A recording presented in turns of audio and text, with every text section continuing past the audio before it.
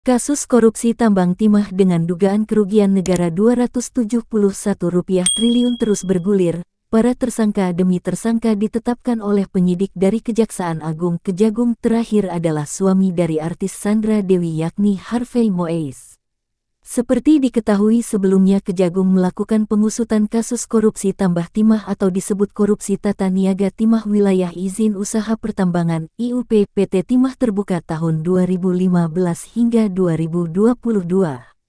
Tim penyidik sudah cukup bukti sehingga kami tingkatkan statusnya HM sebagai tersangka. Dia selaku perpanjangan tangan dari PT RBT, kata Direktur Penyidikan Jampitsus Kejagung Kuntadi di Jakarta.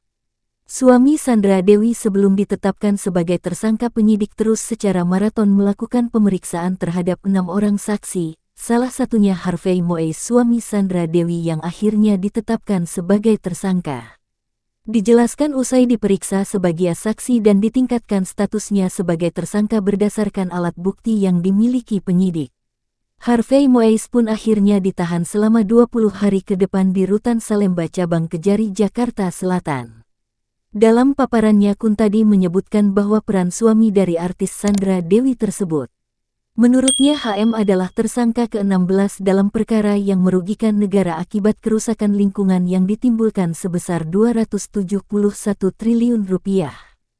Tahun 2018 sampai 2019 HM menghubungi Direktur Utama PT Timah, MRPT alias RZ dalam rangka mengakomodir kegiatan pertambangan liar di wilayah IUP PT Timah, kata Kuntadi.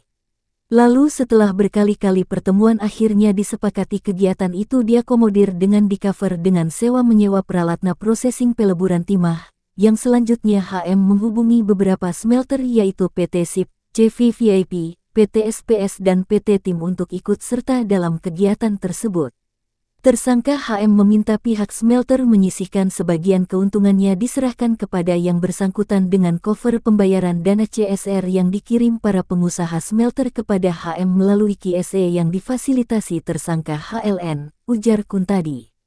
Tersangka HM dijerat Pasal 2 Ayat 1, Pasal 2 Junto Pasal 18 UU Tipikor Junto Pasal 55 Ayat 1 Pertama KUHP. Jangan lupa subscribe, like, komen dan share ya.